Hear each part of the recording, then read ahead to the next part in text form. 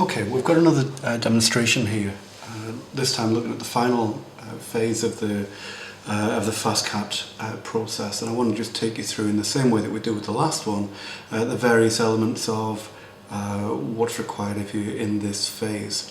I've opened up an existing session here just to demonstrate the various bits and pieces, so I'll take you through this, but obviously the data within it isn't particularly relevant for yourselves, and you'll have built up your own data based upon the decisions that you've made so far within the module.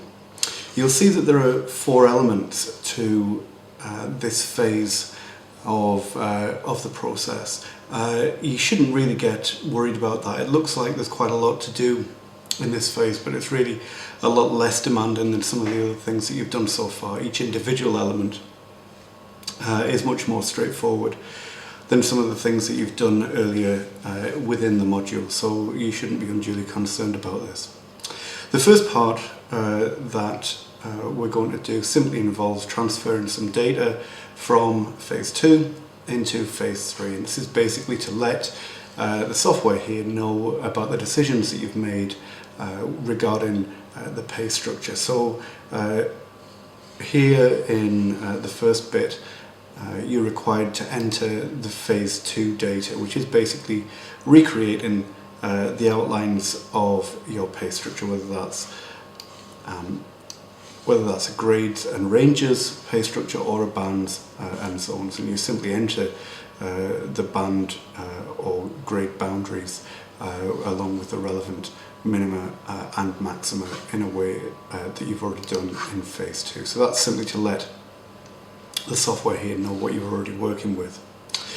The second bit is to enter some specific pay information regarding particular employees. Now, you won't necessarily have this yet, and the pay data that we've got here for these 25 sample employees of FastCat is simply there for illustrative purposes. Shortly before you get on to this phase of the module, I'll be taking some information from each of the groups in order to make some decisions about what pay level I'm going to set for each of these individual employees.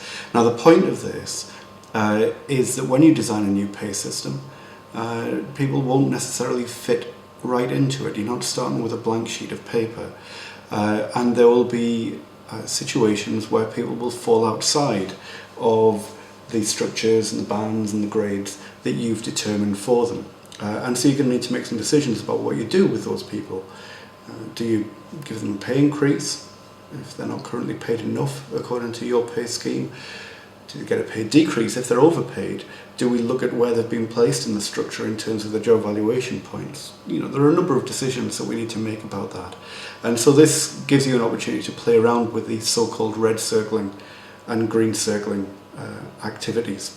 So once I've made those decisions about where people are within the system and what their current salaries are, you'll receive those, and then it's simply a question of entering their details in terms of which pay band or pay grade they're in, their compensation level, and so on. Setting the initial base salaries so that then you can go on and make some decisions.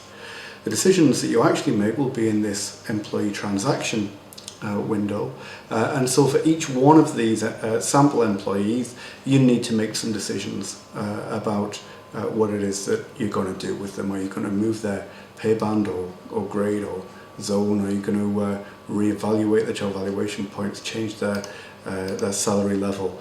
Are you going to give them a new job title? You know, so on and so forth, in order to make specific adjustments to individual employees so that the pay structure makes sense for everybody and it's applied appropriately and fairly.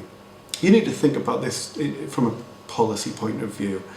What approach are you going to take to people who appear to be undervalued or people who are going to be overvalued? And there are various elements to balance within this that we'll talk more about in class.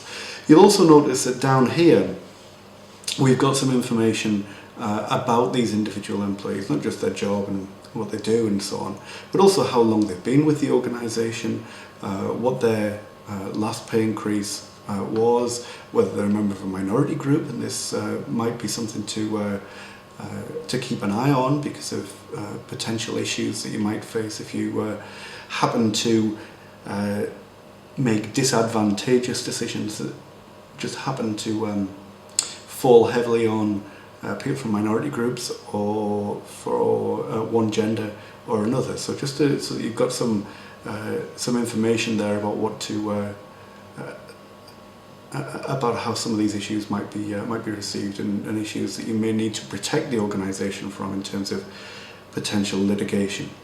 And you can see the final thing down here is about the last performance rating of this individual. So you go through each one of these employees and you make some decisions about how you're going to treat these people in terms of the red circling and green circling exercise. So that's the first part. Nothing too onerous. It's about inputting existing data and then some data that I'll provide for you in terms of initial salaries, and then you need to make some decisions for those 25 employees about what you're going to do with them. The second part of this phase is about setting up a merit pay system. We talked about merit pay within the lecture series, so you'll be quite familiar with what this is and what it's for. And in this part of the phase, you need to get to grips with the nuts and bolts to design a merit pay grid, to apply it to real employees and to see the impact of that. So there are various elements of this. Again, the first element is about inputting data that you already have. You'll notice within your workbook that the performance appraisal within FastCat has already been carried out. So we already know what the distribution of performance amongst the workforce is, because that's within the workbook, and that's simply a question of transcribing that information from your workbook into this table here. And we also know where people are distributed in terms of the reward system, who are the highest paid employees and who are the lowest paid, and who are the employees who are in between. So again, that information is in your workbook, and it's simply a question of inputting that into the table. There is a decision that you need to make down here, which is about how much money you're going to put aside for the merit pay scheme in this year, and this is the amount that you fit into this box down here. Now you can see that I've been quite generous here in the amount of budget that I've put in there at 8%. You need to make some decisions about how much money you're going to set aside, because that's the total budget that you're then going to be able to play around with to distribute to the employees with various levels of performance and employees who are already at various stages within the pay system. There is a suggestion that the amount of money that you put aside for a merit pay scheme, if you're going to operate a merit pay only scheme, which this is the only, if this was the only area where employees can get a kind of across the board pay increase, that amount might be the same figure that you looked at when you were looking at trend increases from the competitiveness element of the exercise. So you look at what the trend increase is in your relevant labour markets and set that aside for merit pay, so that your pay system as a whole doesn't lose competitiveness over the rest of the market, but then you distribute it to the employees who are performing best for you, or who distribute it in a certain way will provide you with certain advantages according to the way that you distribute it. So that's the decision that you need to make there as to how much you set aside. The next stage is to actually design the merit pay scheme. We do this in a merit grid, and so what we have here is a grid which divides employees up in two ways. Firstly, in terms of their performance level, as determined by the last performance appraisal exercise. So we have groups of employees who far exceeded the requirements, down to those who only met some requirements. We can see from this year's performance appraisal that nobody met none of their requirements. So that's the first way that the workforce is divided up. The second way is to look at where people already are in terms of the pay system, who are the highest paid, who are the lowest paid. And then we need to determine, given that we've got that 8% or whatever it might be that you decide to distribute, what is the best way to distribute that money amongst employees. Now, a merit pay system is about rewarding people who perform well. So we would assume that the amount to be distributed will increase as we move this way up the scale of performance, so that people who far exceed the requirements of their performance appraisal will do much better than those who only meet some of the requirements. That's clear common sense in this kind of situation. But we might also want to make some decisions about how we treat people differently who are already getting paid different amounts within the pay system. And it might be that we want to disproportionately reward people who are at lower levels within the pay system. So people who are at low levels in the pay system and perform really well do better than those people who are already fairly well paid and perform really well. It's about giving people kind of accelerated progression to, really kickstart their motivation and their enthusiasm and their buy-in to this kind of scheme. So there are a number of issues that you need to think about in terms of distributing this money. Now, as we go about distributing it, now you can see that I've already put in a number of illustrative amounts here, so that people who only meet some requirements get relatively meagre pay increases, whilst those at the top end get much more generous ones. The software allows you to play around with this, so that the most generous amount available here is 16% for those people who are lowest paid and highest performers. If I decide, well, I actually want to do better than that for them, let's see, I'll put 25% increase for those people. It will calculate what the total effect of that change will be, and it will flag up that I've gone beyond my budget cap there. It's gone over to 8.25%. It would cost me on my wage bill. So I need to readjust that. So say if we go down to 20, that puts me back within the budget cap that I've set. So that's something that you can play around with, and just make sure that when you are writing this up, that you justify the decisions that you've made. You don't just go through the process of filling in the numbers, and you don't give any kind of explanation as to why those numbers have been put there and what kind of policies you're trying to develop, and the rationale that you've put in place for these different elements of the exercise. When you're happy with your decisions, you then need to move on to decide which employees are going to be included in the merit pay scheme and which are not.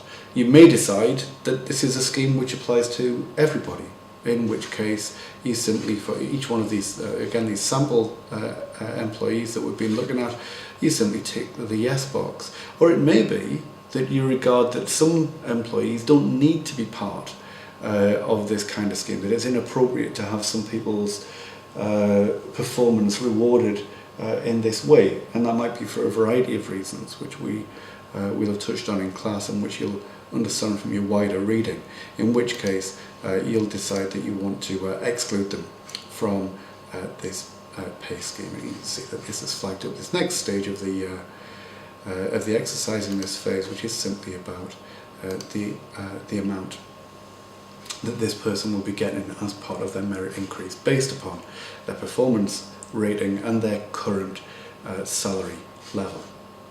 So that's the merit pay scheme. The next phase, or rather the next part of this phase, is to do a company-wide bonus scheme. So this is a scheme which provides people with pay increases not on the basis of their individual performance, but upon the performance of the organisation as a whole. So the first thing that we need to do is to decide what it is that we're going to measure. What are the important measures of performance for FastCat as a whole? And the software here gives us a number of options, a number of criteria that we might use in order to identify how well we think FastCat has performed. So we've got issues about employees understanding how FastCat is trying to serve its customers and how their jobs fit into it. whether employees have the tools and support to do their jobs. We have a return on assets, broad financial measure, employee pride, revenue growth, customer issues, whether it's customers see FastCat reps as responsive and knowledgeable, whether they value our solutions, and issues about labour costs. So there are a number of things that you can choose to measure the performance of FastCat against. Now it may be that you decide that some of those are not appropriate, or something that you don't particularly value, or you don't think is most important to measure at this particular point in time. If that's the case, then you leave those particular criteria blank.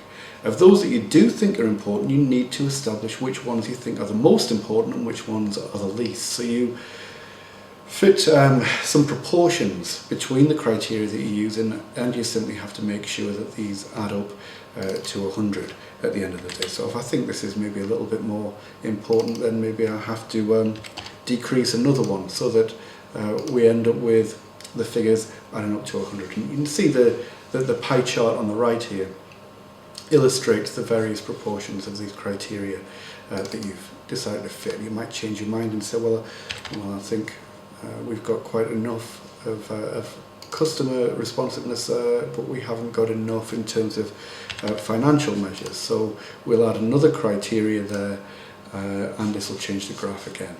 Okay, and again, it's a question of making sure that you take proper account of the reasons why you're making these decisions about the metrics, the criteria that you use, and the weights between them. What is it about where you think FastCat should be, where it should be heading to, that leads you to look at these particular criteria, not these, and why in these particular weights and priority. Okay, so you need to make sure that you get that into your report in that section. Once you've decided how you're going to measure FastCat, you then have to score FastCat. And this requires you to go back and look at the case study notes and make some sense of what's going on in FastCat, how they've been performing against these criteria, and score them. I added a new metric here, which I hadn't previously had, so I need to give it some kind of a score there. And so we look at the scores that we get, and it will make some kind of a measure of central tendency of these scores according to the weights that you've attached to them in the previous section, and then we'll see whether or not we get any bonus for employees. So this next button down here, View FastCat Scores, takes those scores that you've just given and identifies a weighted mean. Now you can see that where this weighted mean falls is at 3.6 out of a maximum of 5. Now the bonus pool is calculated on a sliding scale and will only kick in if the weighted mean exceeds 3.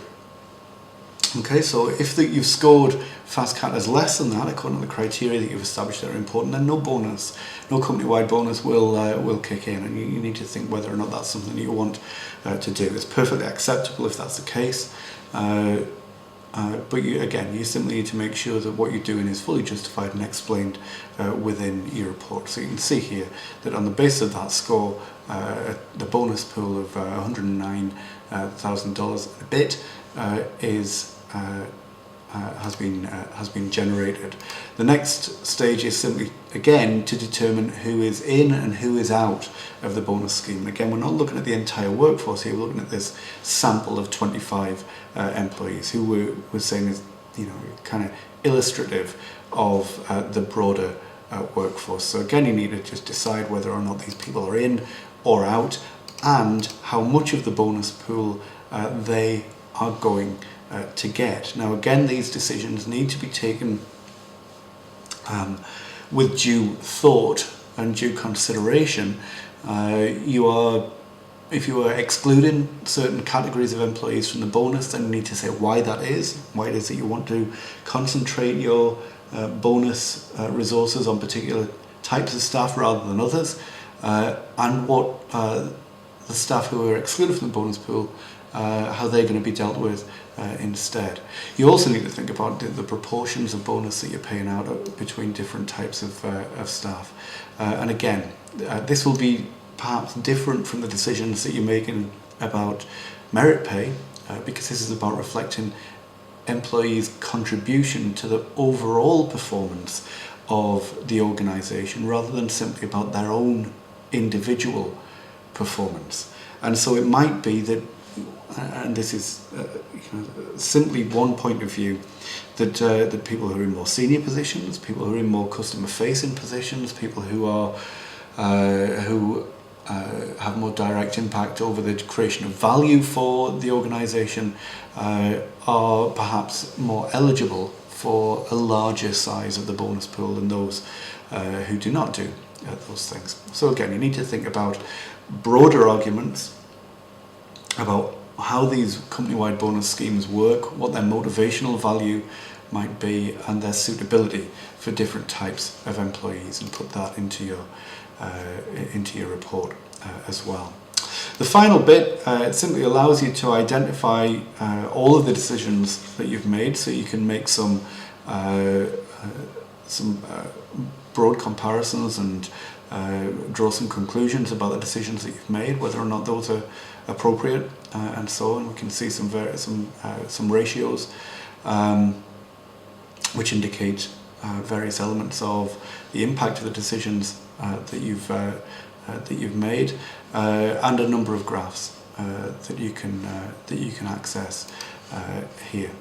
There's also some company-wide data which indicates what's happened to the pay costs of the organisation as a result of the decisions that you've made. We made no adjustments to in the red slit here, so no adjustment there. We can see the cost of the merit pay scheme, the proportion of employees who are receiving it, what the average payout was, same for bonus pay, and so on and so forth, which allows you at the end of your report to reflect upon the decisions that you've made in order to make sense of that, and to draw some broad conclusions about the success or otherwise of the decisions that you've made in the redesign of FastCat's reward system. And so that's it. Following this, it's just a question of writing everything up, but this is the last part of the FastCat software.